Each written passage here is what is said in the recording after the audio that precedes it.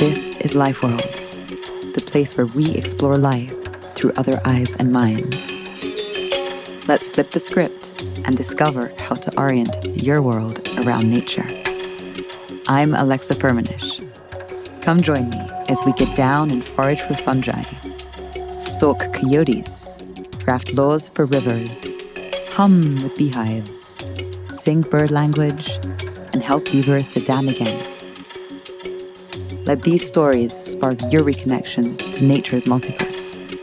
Learn how to bring ecosystems back to life, become an agent for other intelligences, and begin to see how you too are the sum of all life worlds. You're listening to the full episode of Ecocentric Law with Dr. John Burrows and Lindsay Burrows. Hello, hello. Welcome to a fresh view of Life World. This week, we'll start by hearing from the wonderful daughter-father duo of Lindsay and John Burrows. Lindsay and John are lawyers and members of the Chippewas of the Nawash First Nation in Ontario, Canada, and they work to transform Canada's understanding of how Indigenous and non-Indigenous law can coexist. John created the world's first dual Indigenous law program at the University of Victoria in British Columbia, and Lindsay works to support Indigenous communities in revitalizing their traditional laws for contemporary contexts. What I personally found so astonishing about this conversation is their explanations of how Indigenous law is written in the land itself, not in books or ossified archives down in a dusty basement somewhere, but that law is written in the land, and therefore nature is the professor. As professors themselves, Lindsay and John will share with us examples of case law that brim with interspecies stories and describe to us how, in their worldview and cosmology, laws are actually verbs akin to living beings.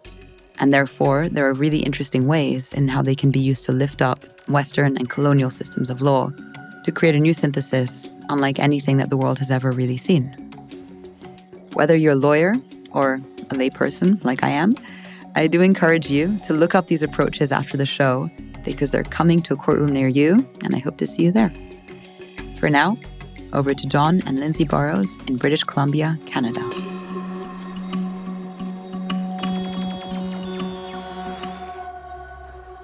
So, John and Lindsay, welcome to Life Worlds. It's an absolute honor and pleasure to have you both here. Would you like to introduce yourselves before we get started? Pujun de Dinaway Magani Dok, Nich Nishnabeg, Nich Madisig, Bangiet to go in Inata Nishnabem, Nigigan Dodem, Giganos Indigenikas, Neashi Winigabing, and Donjaba. I'm John Burrows, and from the Nawash First Nation Otter Clan, and I'm the Canada Research Chair in Indigenous Law here at the University of Victoria. And Bushon and Dinaway Magani Dok, Gigata Indigo Anishinaabe Mong, Lindsay and Indigenous Jaganashi Mong. Our introductions are very similar because we're both from the Otter Clan and we're both from the same place about 3 hours north of Toronto on the shores of Georgian Bay. And I am a lawyer and a soon-to-be law professor at Queen's University. Oh, well, it's an absolute pleasure to have you both here with us. Before we get into the really juicy part of our conversation, I would love for you guys to set the scene on your interpretation or your way of describing what Indigenous law is and what that term means to you before we just start using it in conversation. Indigenous law is the law that Indigenous peoples use to guide their lives. And I think of law as the way that we pattern ourselves in relationship to one another and to the earth as well. And so these might be stories or rules or standards or principles or processes that help us to know how it is we can live with one another. And I would say that law is for regulating affairs and resolving disputes. And it's the standards, principles, authority, criteria, measures, guideposts, signposts that we use for regulation and resolving disputes. So these processes and principles act as a way of allowing us to interact with one another with some patterns, as Lindsay said. I was really struck when I read both of your writing You kind of upended my definition of law, and I'm Swiss and Swedish, so I grew up in a very sort of Western-centric model of law. And we'll get into more of that in a bit, but this idea that law is a living, animate, kind of breathing force. And I was incredibly struck, Lindsay, I read one of your theses, this idea that the land is the law. And John, you bring your students into the land, and in a way, the land is the classroom.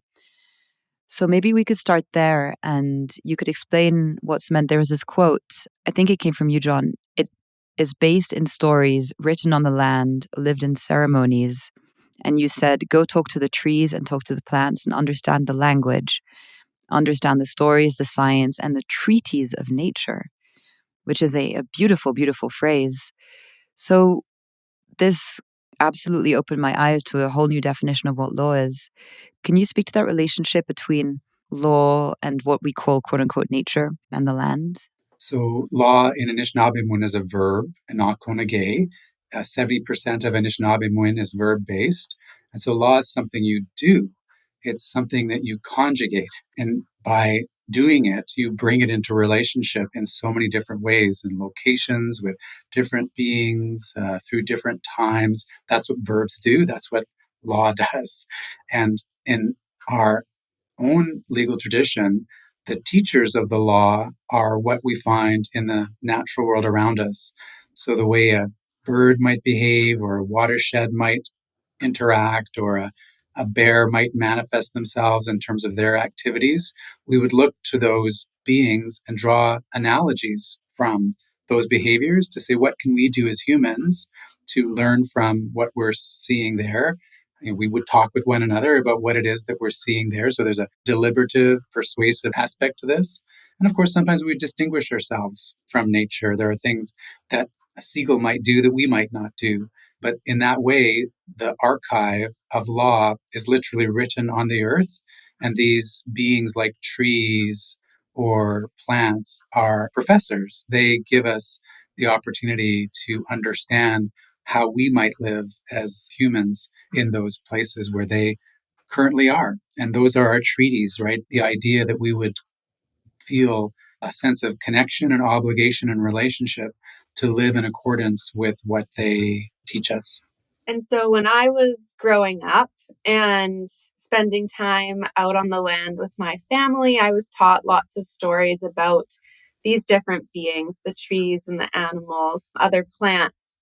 And for example, my dad has been known to say when a robin flies by, which is a little bird, oh, there goes a flying case. And we have a story about the robin from a time before they were a bird, and they were this little boy, and their father always wanted him to be the best, whether it was be the best athlete or be the best leader. And he had this vision of what he wanted the robin, this little boy, to be. And he just wanted to sing. That was his great love in life.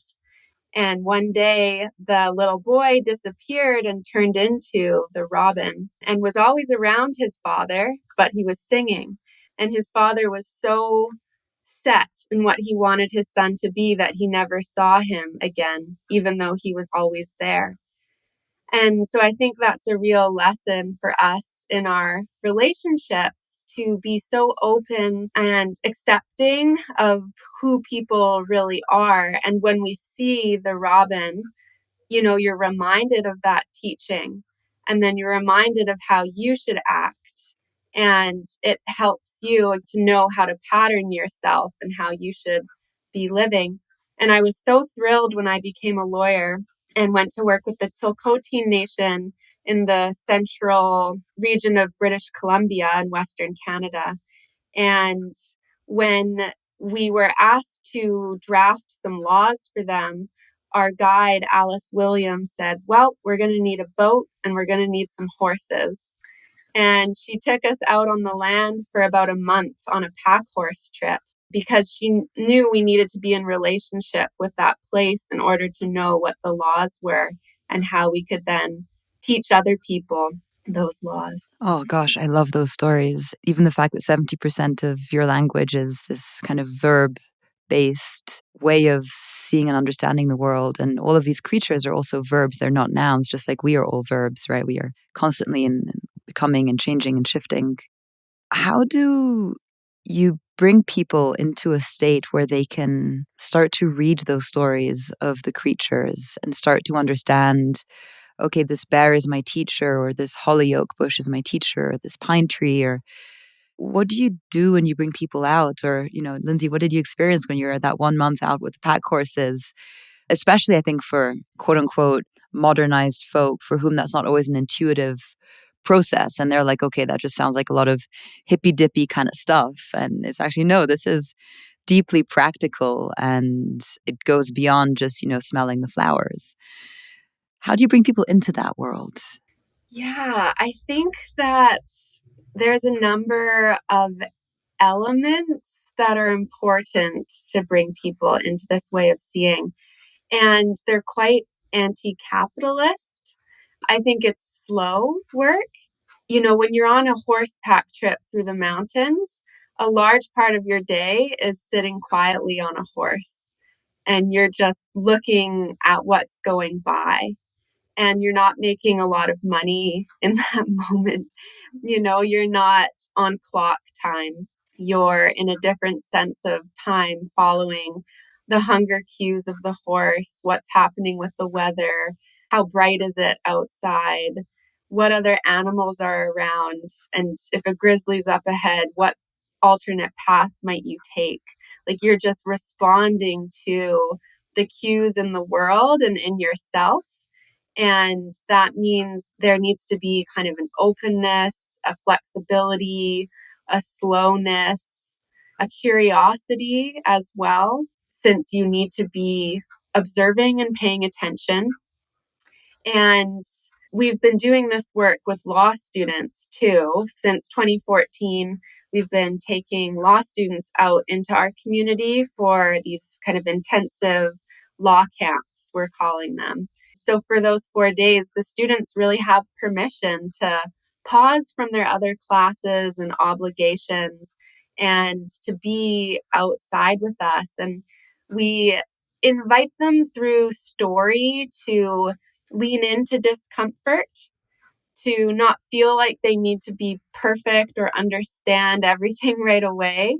And through the 7 grandparent teachings that we have, which are principles like humility, courage, and love, and wisdom, and truth, we try and say these are the ways that we can be right now, and that will help us to understand how law is flowing from this very place that we're together in right now. And I think my sense of this is that students and people just learn differently. Some are visual, some need something sounding in their ears, some need examples, others need a sense of what the purpose is, some are more abstract. And so you need to bob and weave between different ways of approaching this question to meet people where they come from, particularly if you're in a classroom, say not in the land, you're always braiding together different possibilities, recognizing that people have different entry points.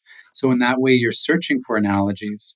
And in that searching for analogies, sometimes people can see or resonate with what you're talking about because it connects to them in their own family life or their own sense of who they are, or it might actually even connect to the cases that we teach and the legislation that we establish. It might be related to some of their religious traditions or spiritual ways, even economically. Lindsay mentioned a second ago that it can be anti-capitalist. But of course, Indigenous peoples also have this sense of needing to sustainably live through time with a physicality, a materiality. And so we can connect to those aspects of things as well. And so there's a great opportunity across a wide range of subjects to try to be creative and bring people into where they might start to understand this journey. So, can any ancient myth or folktale from a land, and I'm thinking about some in my native country of Switzerland, can any of those be translated into law in the ways that you guys understand it and practice it? Or is it very particular species and relations that over time become codified in some kind of social understanding?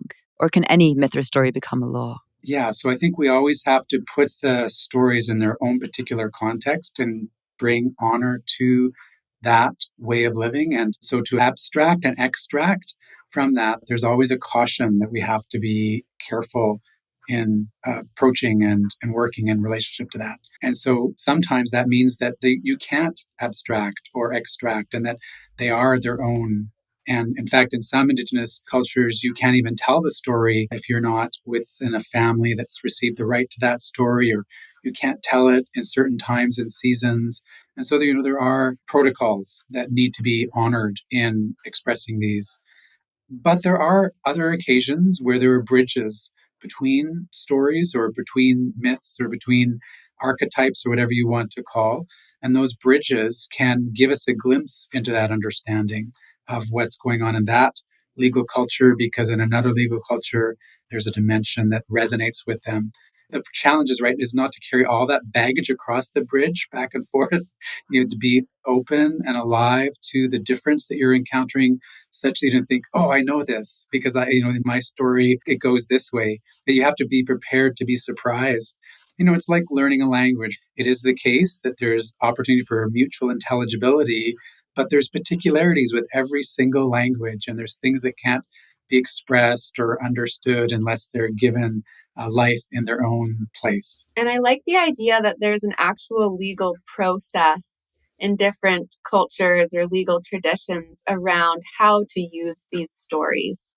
And it varies from people to people. And it's been surprising for me to go to places where there's quite a different relationship with the stories than what we have as Anishinaabe, which tends to be more on the open side, although there is certainly rules around what to share and when to share and who to share with. But it's helpful for me to see this is actual legal process that's guiding when we can engage with the stories and when not. And I think that's why relationships and invitation and context, as Dad said, is really important. Are there any particular stories that became translated into a form of legislation or a legal process that are very kind of current or alive for you? Like something that it was used in a court or used in some kind of mix of Indigenous and Crown law? Or I would love like an example of how we can take the story of Bear and how that was then brought into something that is a lot more, I guess you would say, like in a traditional form, like formal, right? Like, okay, we use this in court or we use this for legislation. I think of the duck story. Go ahead. Oh, you tell it. Okay. Well, in our tradition, we're not only in Canada, so Anishinaabe people are in Quebec, Ontario, Manitoba, Saskatchewan. There's even communities in Alberta and northern British Columbia. We're also in Montana, North Dakota, Michigan, Wisconsin, and Minnesota. And so in our relatives across the border in the United States, they have tribal courts. And in those tribal courts, of course, they make decisions and they use constitutions and legislation and case law and regulations, just like conventional systems do, but they also use their stories. So there was an example of a tribal court judge who went to a funeral, and on the way back from a funeral, this was personal business, he got into an accident. And then later on, he claimed through the government, the tribal government's insurance policy, that he had been on tribal business. And people said, no, you weren't on tribal business. You were actually, doing something personal at that time. You're committing fraud. You're attempting to commit fraud. And he said, oh, Anishinaabe people, we didn't have any such thing as fraud. That's not part of our tradition. And so you can't charge me with this.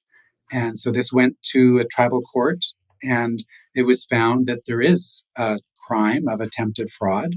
And of course, they looked at the statutes that the community had passed, and they found that this particular community had used the laws of the state of Michigan, and they kind of cut and paste out of Michigan law and put it into their own laws. So that was one dimension. But then there was a couple of other dimensions. One in Anishinaabe, when to be a leader is to be Ogima. Ogima is like a chief or someone who counts their followers.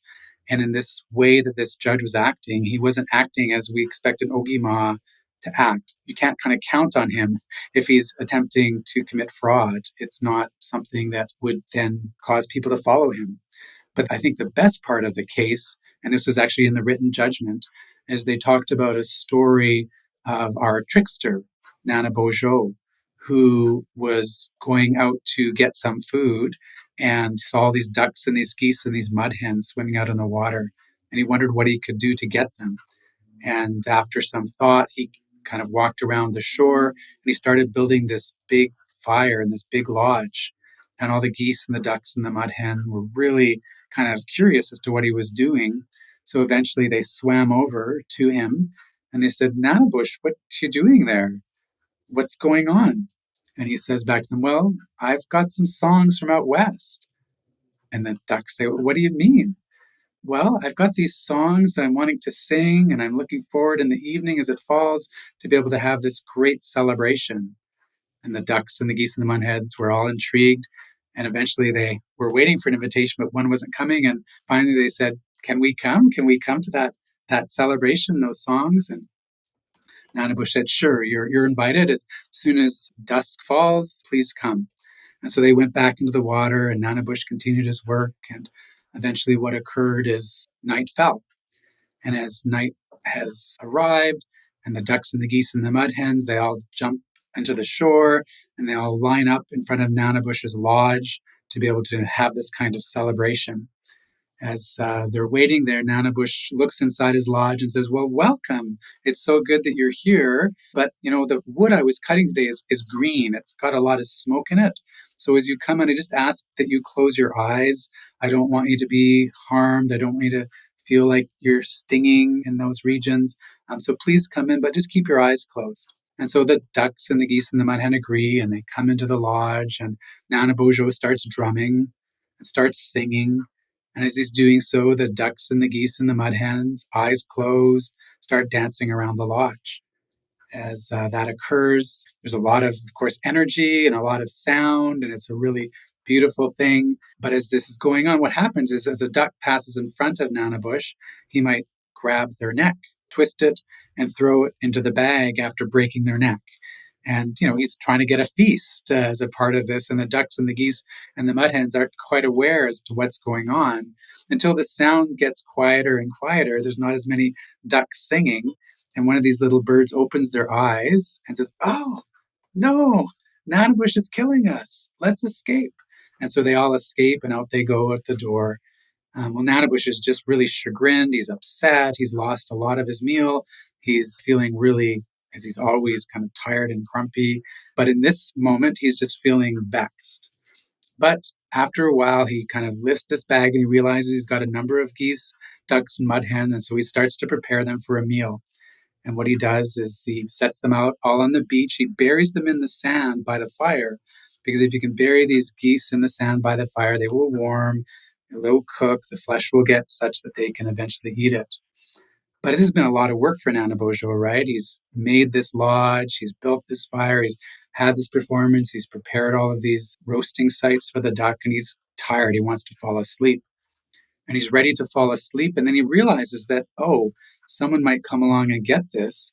And so what he does is he puts his butt in charge of watching over this feast that's roasting in the ground.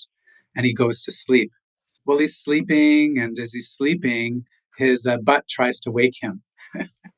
And he's really annoyed, saying, oh, I'm so tired. What are you doing? Why are you trying to wake me? I've worked all day. And he sort of shifts in his sleep. And then this happens again. His butt tries to wake him, and he doesn't know quite what to do. And so he just, says, oh, forget it. Just go to sleep. Forget it. And as he's doing this, in fact, all of these others have come along, and they're busy digging out all of the ducks and the geese and the mud hen in the sand, and they're making off with it. But they realize that if Nanabush wakes up again, they need to make it look as though no one's been there. And so they leave the duck legs feet up in the sand. And so, if he opens his eyes, he thinks it's all okay. Well, he sleeps for quite a while, and all of these geese and ducks and mud hens are now gone. And he eventually awakes. And as he awakes, he reaches into the sand because he's hungry, and he pulls out one of these legs, and he's so thrilled. He says, oh, it's so tender. It comes right off the bone. He's really looking forward to this meal, but there's, of course, not much meat on a little duck leg. And so he digs for the rest of the bird. There's nothing there. And he's upset. maybe I just forgot what I was doing. But he starts digging around to all of these other birds. There's nothing there. And he realizes that someone's made off of all his geese and his duck and his mud hens. And, he's not quite fully rested and he's also very hungry. And so he says to his butt, I thought I told you to wake me and you weren't as helpful as you should be. So I'm going to punish you. And so what he does is he puts his butt on the fire and it starts to burn and it starts to bubble and boil with this, it's just a terrible situation. He says, you can cry all you want, but you didn't do what you should do. You didn't protect all of these geese and these ducks and these mud hens. And so, of course, that's a painful thing. And he doesn't realize his connection there. And eventually stands up and he's wandering along the beach and he's going this way and that way, a little bit delirious. Of course, he's very hungry, not fully rested. And when he sort of eventually wanders back on his own tracks, he gets afraid. He says, oh, there's all this blood here. What's this? And he doesn't recognize that it's his own blood. And then some of that blood has gone into the willow trees. And those intestines are in the willow trees. And so when we see the willow trees, that's one of those analogies to this story. Now, let me take you back. I know this is a long story. In the case, what happened is the court said, you, judge, have been like Nana Bojo. You're expecting to put yourself in charge of your own self. Right? In this case, he put his butt in charge of himself. There was no checks and balances there. It wasn't a proper system of oversight. And of course, what the court said is that you've burned yourself by attempting to take money that wasn't connected to your employment. You're acting like Nana Bojo here. You're being very foolish. You're causing all of this harm to come around us. I was at a conference a couple of years ago where a woman told this story, Cree Métis woman Maria Campbell, to a room full of maybe 120 judges. All of the indigenous peoples there who are Cree and Blackfoot and Anishinaabe knew what that story was. And we were laughing and thinking, what the meaning is. And all the judges were confused. How is this law? But it is law again, because here are these standards, principles, authority, criteria, measures for regulating affairs and resolving disputes. Why that decision is persuasive is because, of course, it draws on the statute. Of course, it draws on our language, but it also shows a set of behaviors that's inappropriate, putting yourself in charge of yourself, trying to get something to sustain yourself by trickery, by harm, by ruse, right? He wasn't treating these ducks with respect. He wasn't treating these ducks in a way that you would hope to live in a good and respectful life with them. And this is what the judge was doing in regard to his fellow citizens by trying to take money when it wasn't connected to his official duties. So he's acting like Nana Bojo. He's acting like a trickster. He's disrespecting the community, just as Nana Bush was disrespecting the community when he was taking those ducks in the way that he did. And so to be welcomed into this world of story then is to understand as Lindsay said earlier, the ways that we pattern life in a legal sense. There's obligations, there's entitlements, there's expectations. It's not just a free-for-all in that way. I didn't grow up in a culture that brought me into the ways that these other beings have these lessons for us. And my life has been a process of tutelage of the living world to try and understand. And what strikes me is I'm placing myself in the most, simple way that I can into the shoes of people who are growing up. My father, by the way, always called me his petit canard, his little duckling. So it's really sweet. He chose a duck story. That would make him so happy. But I'm placing myself in the stories where okay, I see the duck and the duck is constantly mirroring back to me this lesson. And then I look at the willow tree and it's another lesson. And, just a walk in the forest or sitting by the lake, it's meaning is embedded in every stone and in every single thing that you see. And this is actually changing my definition of what it means to have an animate earth, because it's not just, okay, other beings are deeply alive and have their own stories and their own agencies, their own ways of being, but also through their ways of beings and stories and wisdom and animacy, they've taught us stories that are then reflecting. So the world is alive, always, always, always reflecting. And then what's also really fascinating about you sharing this case is certain cultures will then have agreed upon stories that you just have to invoke a name, and a whole association is encapsulated in this one name that's then used in court. And I was like, yeah, you're just like that person. And you're like, oh shit, like, yes, I am. And so it's also a really elegant way to, as you said, patterns or protocols to kind of structure a society, because the meaning is embedded in these tales, but it's one word and you've been raised with it and you've encountered the emotion of shame or of joy or whatever that word entails. So yeah, I have incredible fascination for what you're sharing. I don't know, Lindsay, if you wanted to comment something, but I loved how you reflected that back, Alexa. And it's true because it's like, oh, tell the duck story. And then 20 minutes later, it's like, oh, and that's the duck story. But when you're in it, you know, without needing to do all that work because it's been told to you so many times. And what I find fascinating too, just as you said, you can walk through the forest and then you see that willow, you see the robin, you see the ducks, and these things come to your mind. But of course, the details of our life is always changing, and what we need help with is always changing. And the stories are so alive. And again, the laws are so alive. In different moments, new things speak to you from that story and from that being. And so there's this phrase that jam is for preserving and traditions are for living. And so in that, you know, our traditions are not just something to hold tight to from the past, but they're always going to be changing and speaking to us in new ways. And I've really seen that in my life as I've continued to grow and change. And the earth has been continuing to grow and change as well. And together we kind of speak to each other in our newness as well as our oldness. is there something that's very current for you right now that you'd like to share that's an example of that? Yes, let's see, it's the end of March and nettle season, stinging nettle season has been going on Vancouver Island where I live for the last month. And so every week I've been going out to harvest these stinging nettles. And sometimes I go by myself, sometimes I go with my friend. And then one time I went with my almost 3-year-old daughter. And as I was out with the nettles, you know, you have to wear gloves when you're harvesting stinging nettles because otherwise they sting you, as the name would suggest. And I am trying to teach my almost 3-year-old about the honorable harvest.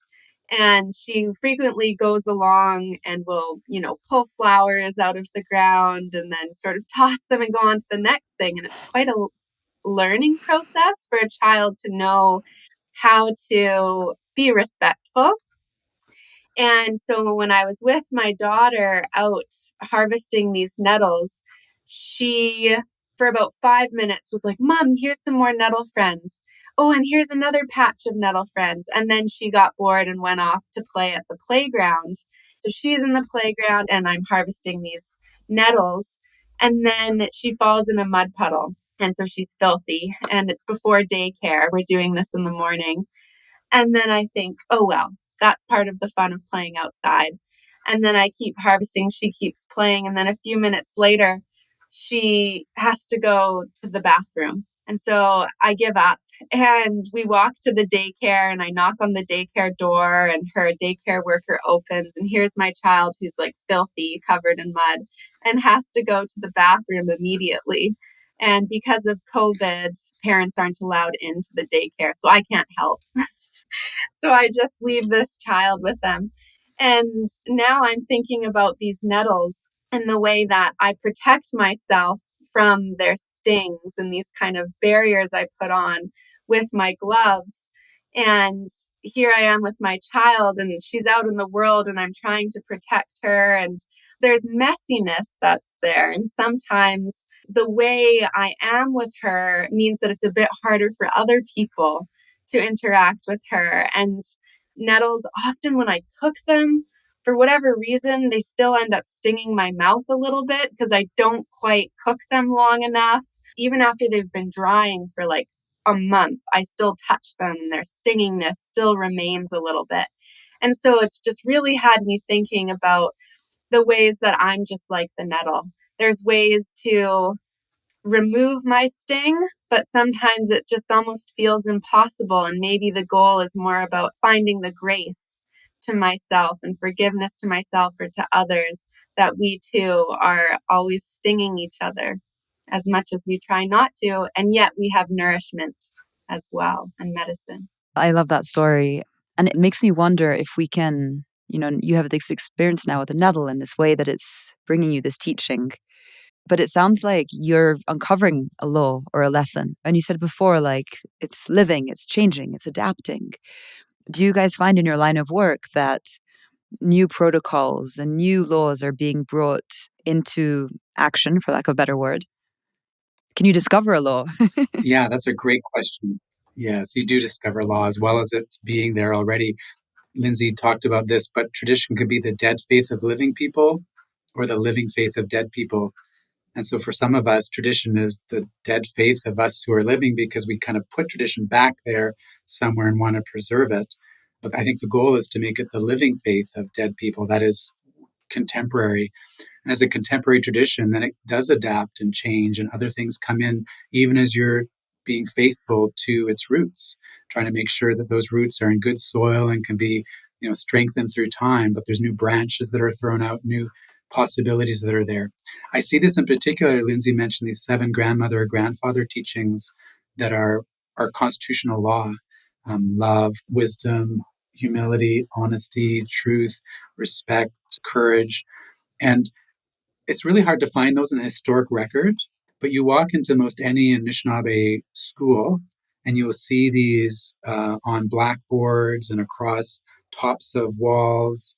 There's about 43 constitutions that are being drafted in Ontario that are Anishinaabe, and you see them in the preamble of these constitutions, or you see them in the clauses of constitutions. There's all sorts of policy documents that front the 7 grandmother and grandfather teachings. It's always been there, the idea of love and honesty and courage and humility, etc. But it's being organized in a way now that people can bring greater prominence to it. It's a way of digesting it. Happens to connect to our 7 directions, which is a helpful way, a memory device that we bring forward. But it's really exciting to see that law can change, can adapt, and can even spring anew in this case. Yes, there's a connection to the past, but boy, the way that this has taken off from all of those places I was mentioning to you earlier on both sides of the border is quite phenomenal. I'd love to ask you, John, about your students, because the degree that you've created and set up, along with a few others, is kind of one of the world's first of its kind. I believe it is the world's first Indigenous law degree and Canada's first joint program in law. And it's a few years in now, so you probably have a better answer for this than you would have had a few years ago. What can your students go on to expect to do in the Canadian legal system? Like, what are the repercussions very tangibly for Canadian law at this also very decisive moment in time? Yes. So you're right that we have at the University of Victoria the world's first Indigenous law degree. It's a JID, a Juris Indigenous Doctorate, and the students get that at the same time as they get a JD, which is a Juris Doctorate. So they get a joint degree, 2 degrees, and the work that they're doing is, of course, in the classroom, but also in community. And when they graduate, and our first cohort is just graduating now, they're clerking at the federal courts of appeal and tax courts and provincial courts. They're working as apprenticing lawyers. We have an articling process here in Canada that they'll be participating in with big firms, small firms. They've worked in community settings in their summer periods with our Indigenous Law Research Unit, and there's a West Coast environmental law group out of Vancouver that's a law firm that practices in communities and bringing that law out in that way. So there's many dimensions. They could work in a corporate setting as well, I suppose, trying to bring those insights to bear. But what we hope is 2 other things: that they start to recognize that this is something they can also walk around inside them with, that it's not just the value of how you might provide advice, say, to a judge or a lawyer or a community, but how are you in your relationships with the broader world? And then how are you with the common law, right? Because the idea is we're not just trying to revitalize Indigenous law, but this brings a new lens to the common law.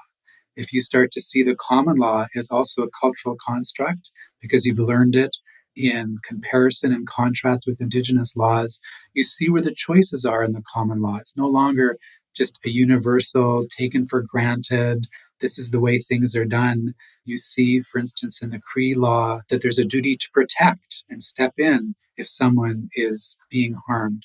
Whereas in Canadian criminal law, that duty doesn't exist. And so, in other words, we hope that it's not just about giving opportunity for Indigenous law to flourish and for people to hopefully live more mindful lives internally in relationship to Indigenous law, but also to see the common law as something that can also be more responsive because we see the decision points that are there, things that might be otherwise taken for granted or assumed now are suddenly alive in your mind because you recognize that there's a choice there.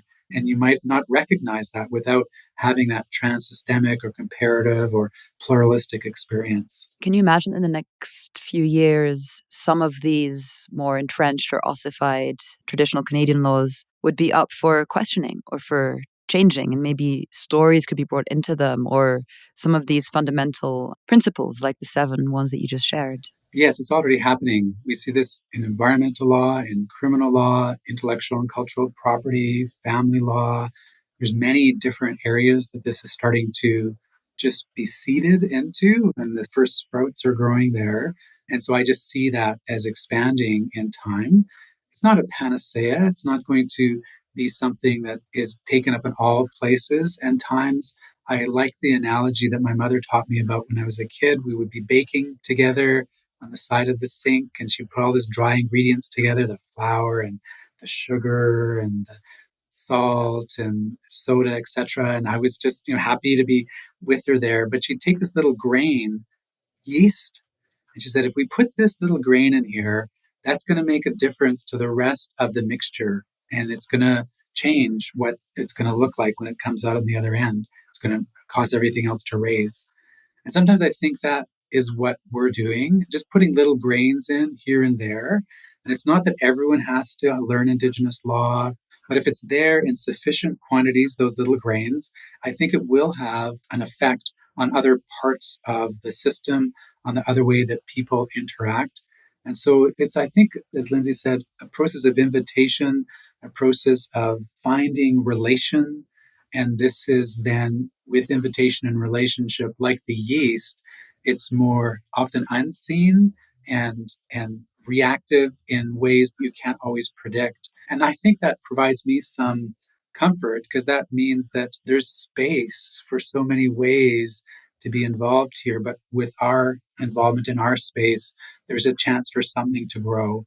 And if people bring their other points of view from other walks of life, hopefully the space that's created from what's growing with Indigenous peoples and Indigenous law might allow other dimensions to be a part of the way we make decisions, which is about law, right? Making decisions, finding patterns for living. And what I love about this example is the rising, how the yeast lifts everything up.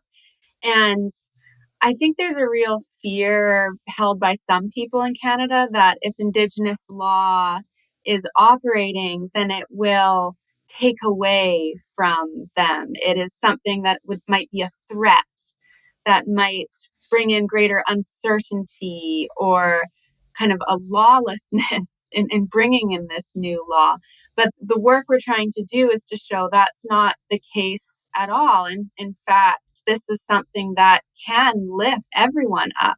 It has that potential to speak beyond the borders of individual communities and speak more to the entire kind of legal ecology of this country.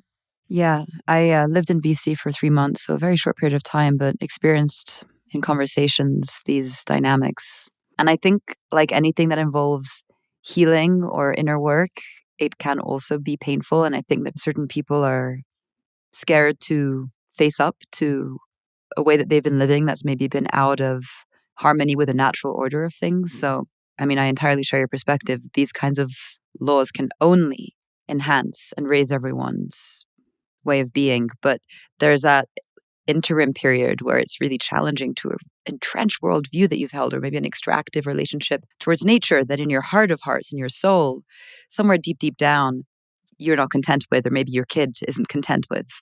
And so I think it's also a really essential provocation that will be done, I can imagine, with a lot of kindness and a lot of care, that it seems like an essential transition that a lot of countries have to go through. That's right. And part of that transition is then also recognizing Indigenous law itself is continuing to be learned. Indigenous peoples, of course, are beautiful peoples, but like other peoples, we're also messed up. And that's the case historically. And we're like stinging nettles. That's right. I love that. And so we have to recognize that there's not perfection within Indigenous communities, that there are many things that we need to continue to address on our own to do that kind of healing as well. And what I like about that is that we're then within humanity as opposed to being these romantic people of the forest or these kind of savages that are just needing to be put aside, right? That there's a fullness to seeing Indigenous law as a part of what humans are trying to do to live better. And sometimes we get it right, and sometimes we make mistakes. And, just as in our broader legal traditions, when we make mistakes, those are open to be corrected, and to find ways to do that properly with the checks and balances as opposed to the Nanabush approach, which is tricks and ruse and disrespect and covering up and that kind of thing. So there's so much there to both celebrate and then also be I don't know what the word is, reflective, I suppose, and say, we need to do better as Anishinaabe people or Haida people. Not just Canadians need to do better, not just whoever needs to do better. We've got our work cut out for us as well. But these are the patterns and the principles that can help us do that work. And when we're in conversation with other legal cultures, there are things we learn from them too that we could take on board and say, that's not inconsistent. That actually strengthens us to take that insight, say like that attempted fraud law from Michigan that Anishinaabe community did in that setting. So it's not always an either or. You can find some places for joining together. Weaving, yeah. It really, really strikes me that the model that you're bringing into the world, or that is being brought into the world, because it's obviously been around for so long, is an incredibly healing modality. I mean, it will impulse a lot of inner work. It will impulse a lot of societal work. And this kind of blend of humility and pride that people need to have when they're exercising, coming into contact with different cultures and ways of being. You have to be proud of what you have and come to the table with something that you believe can be additive, like your ingredients by the sink, but you also have to be incredibly humble to have your worldview kind of shifted. On that note, Lindsay, before we close, I really want to talk a little bit about your book, because a lot of what we talk about on Life Worlds is how we can learn from other species or learn from the land. And your book is an animate book. It has a lot of animism in it. I mean, this otter, she is swimming across these different geographies and across 7 different places in British Columbia, Minnesota, and New Zealand, and Nunavut. And obviously, it's echoing your story, right? And how you travel to these places. And in all of these realms, she's encountering communities that are revitalizing their law and their language and facing a lot of these challenges, I guess, of how does a society shift and change and adapt. And even within a society itself, there's very different approaches to how we revitalize things. And so there is a few quotes I'd love to pull out from your book that were incredibly moving. There is also beautiful descriptions, like that story where the sea otter is looking into the clamshell and it's this magic surrealism. It's very kind of trippy. I didn't mean to start there, but I'm going to go there. Like the syllables grew, forming themselves into people. So just this idea that like language is so animate and alive and it takes physical form. It reminds me of some of Robert Bringhurst's work on poetry is not man-made, it's an aspect of existence. It was here before there were humans to think it into being. Your book had a lot of that in it. And you describe how these syllables look sorrowful. Some had eyes, some were drooping, and none realized that they were inside of a clamshell or inside of sea otter's vision or in the midst of language's creation. So I'd love to ask you, what does it mean, this idea that language is a living being and that a tongue or a language is healthier when it's connected to the heart, which is what you've written in the book, and laws, when they're written on the heart, are also stronger. So I'd love to, I mean, we don't have enough time to go into so many of the lessons in your book, but particularly that piece on language being alive and being in the heart and how that enlivens a society. Thank you for that beautiful question. And it's one of the experiences I had in my early 20s as an undergraduate student in New Hampshire was I went on an exchange term to New Zealand, Aotearoa. And while I was there, I had the opportunity to learn from one of the leading linguists in Proto-Polynesian languages. And I was so excited to meet him. And when I met him, I was not disappointed. He was so kind and generous and intelligent. And I asked him, so which of the Polynesian languages do you feel most fluent in and most native in or an affinity towards? And he said, oh, I don't actually speak any Polynesian languages. And I was so surprised that here the leading linguist in this language family doesn't speak a single one of them. And I've reflected on that a lot because he had an incredible fluency in the structure of the language. In kind of an external way, he could look at it or hear it and phonetically know what those different sounds did to a word. Does it make it small or big? Does it make it feminine or masculine, animate or inanimate? Does it add a color to it? Like, he knew that so well, but yet couldn't manipulate it all together to speak it with any living person. And I think the way many of us who have maybe learned a second language on maybe an app on our phone or Rosetta Stone, that experience is so different from going to a country and immersing yourself and sort of learning from people, learning from being out in specific places. And the words that come to you are the ones that make sense in that place and with those people. And there's a real kind of heart element to that way of learning language. And I see law as very similar, where when you go to law school, so much of what you're learning seems like you're just learning the structure of how a society works. But you can walk away and not really know how to speak to people with a fluency of kind of how we're patterning our lives with one another. And I think Indigenous legal traditions come from a bit of a different place sometimes. As we've said, Indigenous law is many different things. So I want to be careful not to say it's just this one thing. There are externalized elements too. But the way that it can help us to internalize is so powerful. And just kind of one final story from this was a few years ago, I was working with the St'át'imc Nation, which is a neighboring nation of the Tsilhqot'in, also in the interior of British Columbia. And my coworker, Helen Copeland, a wonderful St'át'imc educator, was working on their constitutional drafting project. And so they had been gathering community members together, having big feasts, bringing in experts, and really trying to craft this law that could speak to who they are as St'át'imc. And at one point, Helen thought, no one's going to read this. We need to make a song.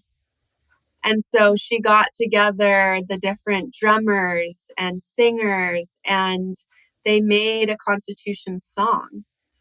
And so if we think about that, there are so many ways that we can take these kind of externalized laws and find methods and tools to bring them inside of us so that we can be singing from those places and speaking from those places instead of just having to sit down with our computers or a book, which can be wonderful too. I love doing that, but it's not the only way. That's a beautiful example. We had a scientist come on a little while ago called Tara Martin, who you guys probably know, and she was sharing how they used art with different communities in British Columbia and elsewhere to make the science come alive and this kind of biodiversity science. And so I'm struck by the parallels between, science, law. Everyone's like, gosh, that's kind of the stodgy, boring stuff. It's so analytical. And no, this is what we've made it into. But you can make a constitution into a song. You can make a deeply practical legal lesson into a story that is embedded in the land. And our time has flown by. I had so many more questions.